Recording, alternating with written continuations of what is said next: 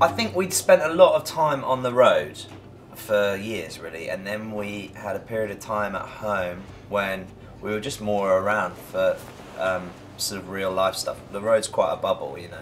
And then we did 1 year where we only did 70 shows instead of like 150, which is like the average. So it was a quieter year, and we were home more. That meant that we were just around our friends and our family a bit more, and we experienced a bit more of life. And that's what that song is about, really. It's about companionship with someone when they're having a bit of a rough time. And then I took it to the lads, and they believed in it faster than I did. It took some time to get that one. And the day that it finally came together, I think, was the day when we got the banjo to sit with the drums. And I remember that day quite vividly because Paul Epworth helped us finally get there where the rhythms worked together. Because for a long time they didn't quite, but we felt the banjo part was important in that song. So, yeah, it worked out eventually. We recorded the album in Paul Epworth's church studios in North London. We'd never worked with Paul before, and it was an absolutely wonderful experience.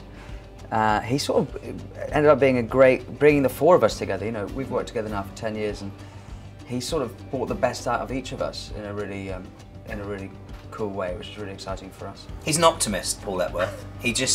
He always sees the positives, and that's a really exciting sort of energy to have in the studio. His mind reminds me of like a Medusa head with like rainbows, you know, coming out of it, and it sort of his ideas fill the room with this sort of multicoloured smoke, you know.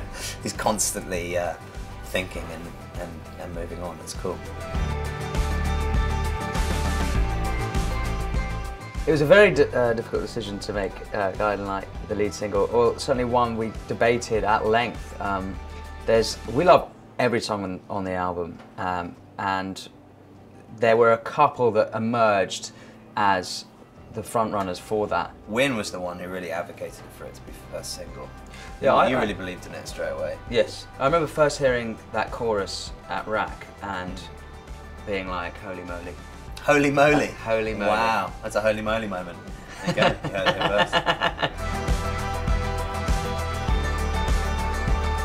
This record is about people, more so than any of the others. The others were more about ourselves. This one's a bit more outward looking, and I think what we wanted it to do was be as inclusive as possible. We just really like people, and I think we wanted to celebrate our audience in the video for Guiding Light, which is what we ended up doing.